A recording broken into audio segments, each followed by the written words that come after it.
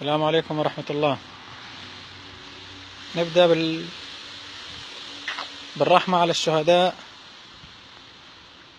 والشفاء العاجل لجرحانا والحرية لمعتقلينا. 5 سنوات وحنفية الدم ما زالت بازدياد. 5 سنوات والسوريين ما بيعرفوا شو هو العيد.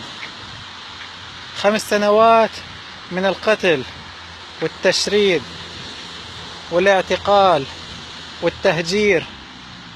عن أي عيد رح نحكي؟ نحكي عن عيد الشهيد ولا عن عيد المعتقل؟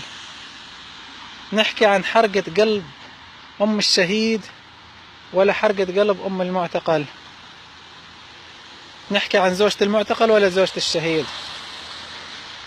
نحكي عن ابن المعتقل اللي مر عيد واثنين وثلاثة وما بيعرف شو هو أبسط شيء، الأواعي أو اللبس الجديد.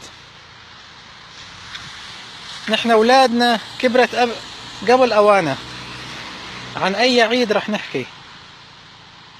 نحكي عن عيد بنت المعتقل وابن الشهيد اللي بقول يا لأمه يا أمي إجا رمضان وراح رمضان وبابا لسه ما رجع، ولا عن بنت المعتقل اللي بتقول لأمها يا أمي أنت وعدتيني العيد الماضي راح اشتري لك أواعي بالعيد اللي راح يجي. راح العيد الماضي ورجعنا العيد اللي إجا. شو راح تقول لبنتها؟ هاي الأم اللي ما بتقدر تجيب الاشي البسيط لبنتها، لبس صغيرة كرمال تفرح بنتها. شو نحكي عن المهجرين دول الجوار بالمخيمات كل الدول؟ عن أي عيد نحكي؟ عن عيد الخيمة والكرفانة؟ عن أي عيد نحكي؟ عن عيد البحر أو نشكر البحر إنه هو استقبل السوريين بعد كل العالم ما سكرت أبوابها بوجه السوريين؟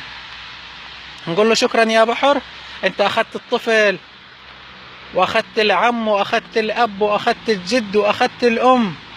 نشكر البحر. عن أي عيد رح نحكي؟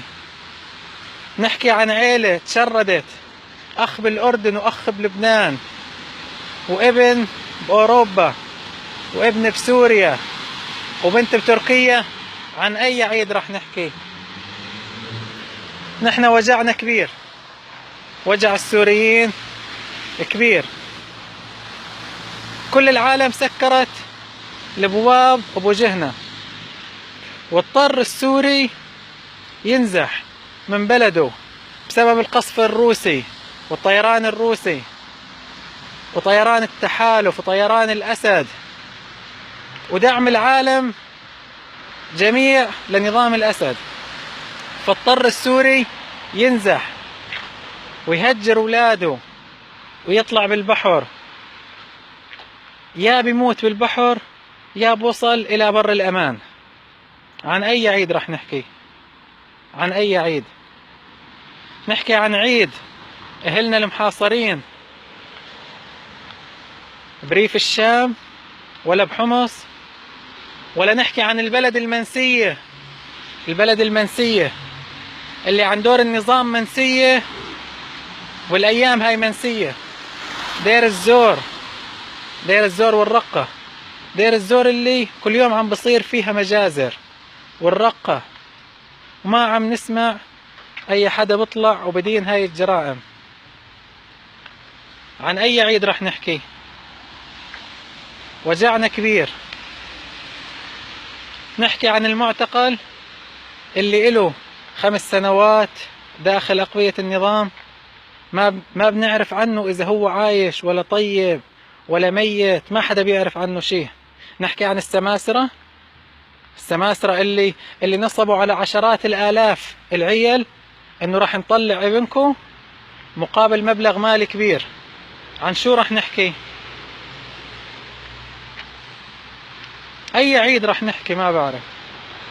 حسبي الله ونعم الوكيل. وجع السوريين كل يوم عم يكبر اكثر واكثر.